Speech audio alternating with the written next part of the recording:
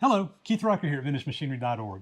Guys, today we are up in Union, Illinois at the Illinois Railway Museum, and I thought today we would take the opportunity to do a little tour of their steam shop up here. This is where they restore steam locomotives. They got a locomotive right behind me back here that they're working on here in the shop, plus many more. Many more. Yeah, they got a big collection out here, and they've actually got, how many, 2 operational steam locomotives? Right now, 2 locomotives in operation. Okay. And I've been coming up here for almost 20 years now, and actually have seen several of these locomotives kind of go through the transformation. But they got a really nice shop, and I thought we'd give you guys a tour. So I've got Phil here. Yep. And Phil's gonna kind of take us around and show us their shop. We'll give you the tour. Absolutely. Give you the tour today. So it's kind of behind the scenes, but give you guys an idea of what all they can do here. Yep, you bet. All right, let's do it. Okay, let's get started. Thanks.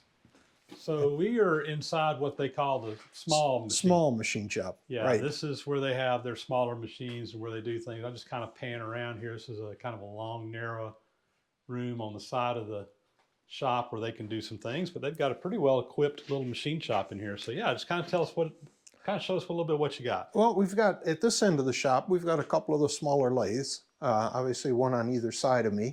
And I can't tell you that any of these machines were new when we got them. They've all been used machines that we've gotten through various sources, either by purchase or by donation. So we've got a couple smaller lathes here. This little machine's kind of neat. This we picked up a couple of years ago. It's a little small shaper. Yeah, and, that's an Atlas, yeah. Yeah, it still works. You know, they use it for real small stuff. Sure. We have a couple of the shapers out in the big shop, but that's kind of a nice little machine. It's in nice shape. We also have picked up three milling machines, Bridgeports. A couple of them with you know, digital readouts on them now, and these are all in pretty good shape. And these do a lot of work out here. They're probably 3 of the most used machines that we have. Absolutely. A milling machine is pretty much one of the most used machines in any shop. So it's great. Got another small, let's call it a hobbyist lathe. Yeah, a little at least, south bend. Yeah, at least for us over here. And again, this one came along with that small shaper. Okay. Came from the same person that donated them. Nice little arbor press there. And then down here we have a Boyne and M's bigger lathe. That this one gets used quite a bit too. And I don't remember where this one came from, but it came out of a railroad shop. But I don't remember right offhand which one. Over on the other side we have the large drill bit sharpener. Okay, yeah. So sellers, yeah. Yeah, for the great big drill bits. I've got little small sellers. Okay. That I use. It's not that big. It's a really nice machine. And then we have a small surface grinder and a bolt threader over there in the corner. And over here we have a slaughter. So this is like a vertical shaper. Right, vertical, you could say. Yeah. And actually this machine's available. Oh, okay. Not the tooling, but the machine itself. Okay. I've got another one, I'm assuming. We've got a bigger one we just acquired. And then a little horizontal mill, which this one gets used quite a bit also. Sure. So it's a pretty convenient shop we have back here. We can do most anything either in here or else in our bigger shop outside. So this is neat. You've got this nice demonstrator here to show how the valves on a steam locomotive work. That's cool. I've got a little small tabletop model that kind of does the same thing, but that's really, really neat. Yeah, we've had this one for quite a few years. It's under repair right now. It was motorized at one time, not when we had it. Yeah. But we're in the process of putting a motor back on it, and it'll be a display for our visitors. Yeah, kind of explain how the valves and reversing gear works in the locomotive. We'll have it repainted and then put in a case. Very nice. So people can see what's what. Neat. All right, this is our air brake shop, commonly known now as the power brake shop. And this is where we do all of our own air brake repair, where we do all of the universal valves, distributing valves, reducing valves, automatic, engineer's valve, independent valves. We can do that all right here in-house. We do have a couple test stands, one here and one in the back there. And if I remember right, this one came from the Mobile and Ohio shops down in Jackson, Tennessee. But this came back to us back in the 70s, is when this one showed up. But this is our air brake room. Very nice. Here we are now outside in the large machine shop. Same building, just a little further down the way. And what you see before you are two of our bigger lathes. This one came from a machinery dealer in trade for a smaller lathe that we had. And it's in pretty good shape. We use it occasionally, not all the time.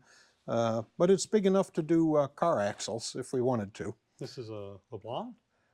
Yeah, this is the LeBlanc. Yep. Okay. And then behind me is a Boy&M's, another lathe. This one came from the 21st Street shops of the Santa Fe in Chicago when they were disposing of equipment. And this is a real good lathe too. This one we use all the time. Yeah, it looks like a nice one. Yeah. There's a taper attachment on it. And Oh yeah, yeah. It's got a lot of attachments. And then as I walk over this way, behind the this ladder here, you'll see a big hydraulic press. That came from the, I believe it was the Northern Pacific or the Great Northern up in Minneapolis. And over in the corner, a little radial arm drill press. And this one is, it's pretty well wore out. It's been running out here at the museum for 50 some years now. And this came from the Chicago and Western Indiana out of Dearborn Station when they had a machine shop right in the station. Over here is a horizontal boring machine, a Lucas, what was it, 33, I think you said. this is a Model 33. Yep, Model 33. And this came from Northwestern Steel and Wire over in Sterling when they were downsizing their machining operations back in the early 80s. Good. That's where this machine came from. Yeah, very nice. I think most folks know I've got a Model 31, which is same generation as this one, but a little bit smaller. A little bit smaller, Yeah, sure. so that's a nice machine. Yeah. Over here, we have an old Bullard, a vertical turret lathe, and we still use this one when the need arises. And it's a fair machine right now. It's tired, of course, it's old, but it still does the job when we need things done. So those are really handy for turning larger diameter stuff. You don't have to, it's easier to set it down on that chuck. Table, right. Table moving around. It works just like a regular lathe, but it's parts moving vertical rather than horizontal. Right, so. right. And, you know, it does have places for multiple attachments. So, Right. yeah. Yeah, I think the last thing we used this for was we made some new center bearings for that wrecking crane, that 150-ton wrecking crane, and center plates also we made on this. Okay, behind me is our wheel lathe. It's a Putnam from mid-20s vintage, and this also came out of the Mobile and Ohio shops down in Jackson, Tennessee. We first acquired this machine back in the early 70s. Long before the building was built, we had put the concrete foundation in, waiting for a building, and then eventually a building got put over it, and we assembled the machine then after that. We did update the control system now on the machine. It does have a solid state drive. It's got a new motor. A lot of the original drive equipment was worn out, parts were missing, and it was non-functional. So instead of trying to restore it, we just modernized it for control. All right, well, explain to them what a wheel lathe does. Okay, so what does a wheel lathe do? Locomotive wheels, even car wheels, eventually they get worn out, or you're going to put new tires on the wheels and you have to either reprofile them, or when a locomotive goes through the shop, you pull all of the drivers off, replace what you need, and then all of the wheels have to be turned to the same diameter. So this machine, you can take a 84-inch set of driving wheels, mount it up between the centers, and then turn the wheels or reprofile the wheels. So it's a it's a handy machine if you're doing locomotive work. That's right. Pretty Very much handy. specific for that particular job. Right, pretty So- much specific. And yeah. just, these are some driver wheels here, just to kind of give you an idea of what would go in there. So they would mount these up between there and they could turn the profile to get that back. And if you don't know, this outer part of this is actually a tire. Correct. And you have a wheel on the inside. This is heated up and basically it's shrunk on so that it's all one piece. Well, it's two pieces, but it's practically one piece. But you can actually remove those tires and replace them, and they do that from time to time. Yes, yes. Yeah, the last the last locomotive that we retired out here was an Ingersoll Rand box cab, and one of our members bought a new set of tires for it, and we had the wheels all turned, and we had the tires bored out correctly, and we sweated them on here, or I should say we shrunk them on here, and they're back under the locomotive now. So Nice. yeah. Here's something that I saw down in the car shop the other day, and I believe it's for polishing journals, A journal, yeah. hand polishing. Yeah. Yeah. Put sandpaper on that. And Yep. Put the emery paper in there, and you can just tighten it up, and then just keep spinning it around and around. So I think that's the only one that we have. I haven't seen one out here in any other time or place, but That's neat. I don't know where it came from, but Shop-made tool. shop-made tool. This machine here is a planing machine, a hydraulic planer, built by the Rockford Machine Tool Company out of Rockford, Illinois, which is only 30 miles away from where we're standing right now. I don't remember where it came from, but it was a used machine. We bought it and installed it here in our shop. And it gets used. I don't want to say all the time, but it does get used quite a bit. Yeah, this is nice. This is what they call an open side planer, where one side is open. If you watch my channel, you know my metal planer I have, it's actually closed on both sides, but this one kind of cantilevers out and actually has a side head over there where you can plane up and down on that one and across on this one. And of course, with the metal planer, the whole table moves up underneath the cutters. It goes back and forth. So that's a really nice machine, all hydraulic. A lot more modern than the one I've got, flat belt driven planer. Big K&T over here. Yeah, I don't know, again, where this one came from, but as far as our machinery goes, this one's a fairly more modern machine. And this one gets quite a bit of use also. I know we've had some driving boxes up on this table here recently that they've been working on. So this is a model 415. So this would be a number 4 size horizontal mill, which is one of the larger ones K&T made. And I think that it probably dates from the late 50s, early 60s, if I remember right. So it's a little bit more of a modern machine than most of them that you see. And of course it has the universal head up here on it as well. But that's a nice big machine. I have a 3H, so it's a size smaller than this, but there's a big difference between a number 3 and a number 4 size horizontal mill. And K&T actually made a number 5, which was even bigger than this. bigger than this yet? Mm-hmm. Yep. So, but that's impressive. Nice machine. Yes, it is. Nice machine. And over here we've got our welding table and our welding setup here.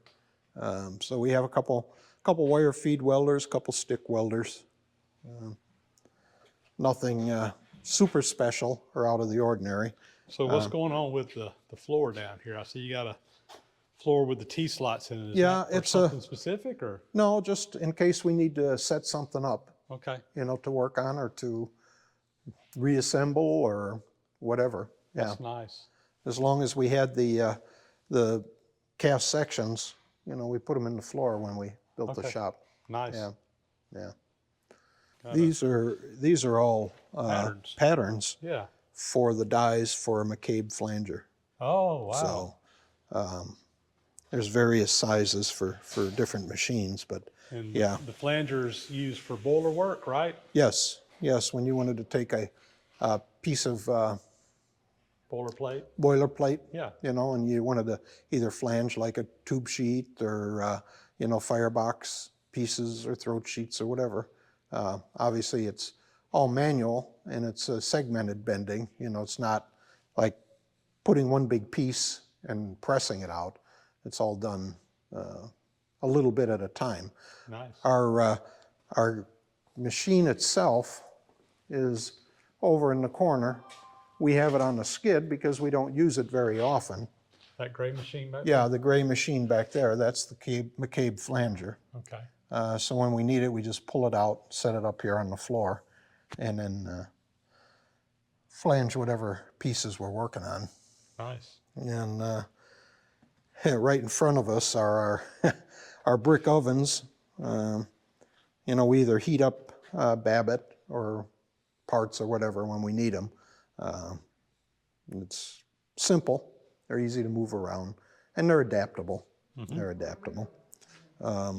We also have a couple rivet furnaces. I don't know where they're at. I think there was one back there by the LeBlanc lathe. I think one was sitting back there. But yeah, this is a new addition. This is a recent acquisition from Federal Surplus, and it came from someplace out in Maryland. I forget where, but it's a fairly new slaughter. Yeah, it's Pratt & Whitney. That's a nice machine. 12-inch slaughter, maybe? I don't remember. Even has a digital readout. Yeah, it's got the digital readout on it. Fancy. So we just, it was just delivered a couple, 3 weeks ago. So now we're making a space for it here in the shop to set it up. Slaughter's a nice machine. It's one of those things you don't need a lot, but when you need one, you need one. You need one. Yeah, and you need one. Slotting stuff in the kind of work you guys do, that's a pretty common machine to see in a railroad shop. We got, you know, various things. We got a sandblast cabinet and Yeah. a couple others. There's a power hacksaw down in the other end of the building. The building we're in has been added on to twice. The original portion was in the middle, and then the first addition was this back part, and then another addition was put on to the front.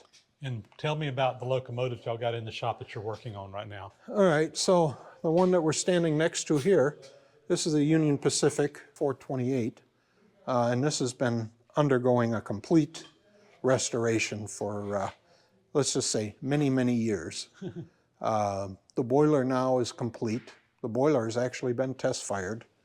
It's got a brand new cab that was fabricated and put on. Okay. And right now we have two of the driving wheel sets out from underneath it, getting prepared to get worked on. We're also working on all of the driving boxes at the present time.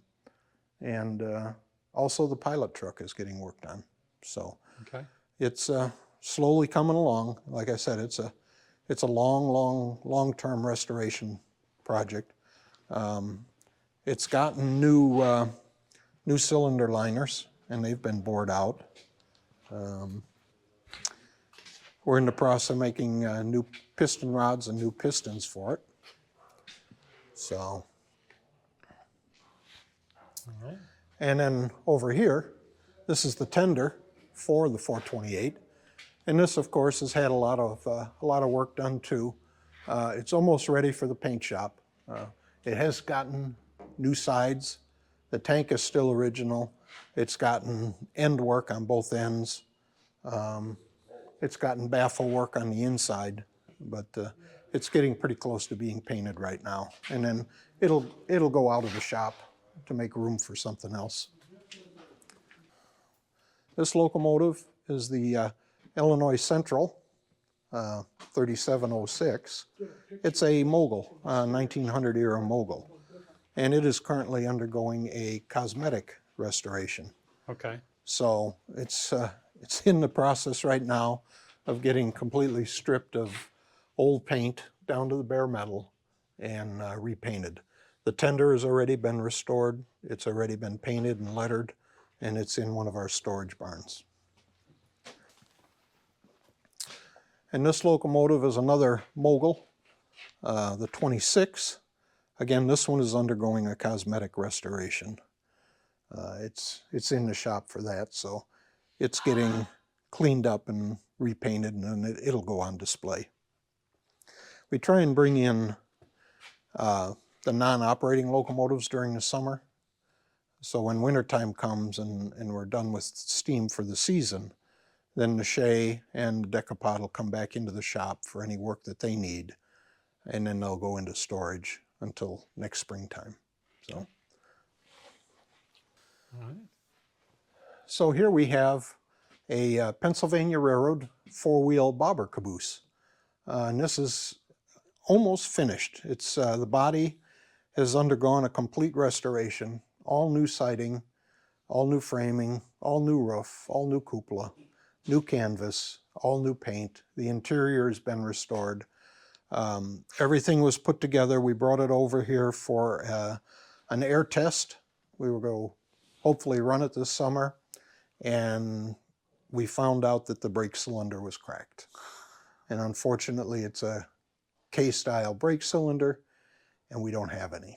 So once we get a replacement, the car will be done, 100% done. So Nice. it's a nice car. It's a very nice car. And this was like a 3 or 4 man project for multiple years. They just kept working away at it. So over here, if you were here walking through the shop, you could actually see photos and the specs of some of the locomotives that we have in our collection. It's just like a little impromptu photo gallery. And then also there's a few pictures of our engines and stuff that have been, at the museum for photo shoots and whatnot. It's kind of neat to see. Yeah. So, Nice. yeah. Well, there you go. A little quick tour of the shops here at the Illinois Railway Museum in Union, Illinois. If people want to come out and visit you guys. Oh, feel free. Check our website for all of our special events and our hours of operation. And our website is irm.org, O-R-G, irm.org. Right. So yeah, we'd be more than happy to have anybody come out and want to visit. Right. And y'all are in Union, Illinois, which is just kind of outside of the greater Chicago area, kind of between there and Rockford, right? Right. We're a little better than halfway between Chicago and Rockford. We're about an hour's drive from downtown Chicago. There you go. Lots of activities going on out here. Y'all are open most weekends, maybe not during the winter, but during the rest of the year. Is that right? We're open weekends now through our Halloween special, our pumpkin train that we're going to run.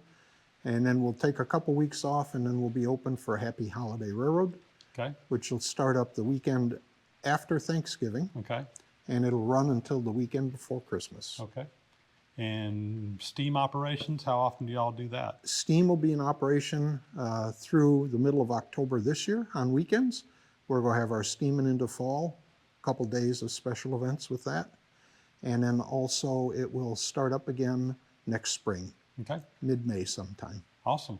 It's a great place to come visit. They've got a huge collection of rolling stock. How many steam locomotives do y'all have in your collection? Oh, I don't remember how many steam locomotives, but A lot. A lot. Overall, we have over 500 pieces of equipment out here. There you go. And So. it's really a neat place to come look at. And in addition to the steam shop here, y'all also have a shop that works on the diesel locomotives. You have a shop that works on the Passenger coaches. and We then got the electric car shop. electric car shop. So we're just looking at a little small part of what Just they've got going on here. one small part here. One little department. But We it's also have a bus garage. Yeah. We have 37 buses in our collection, gas buses, diesel buses, and trolley coaches. There you go.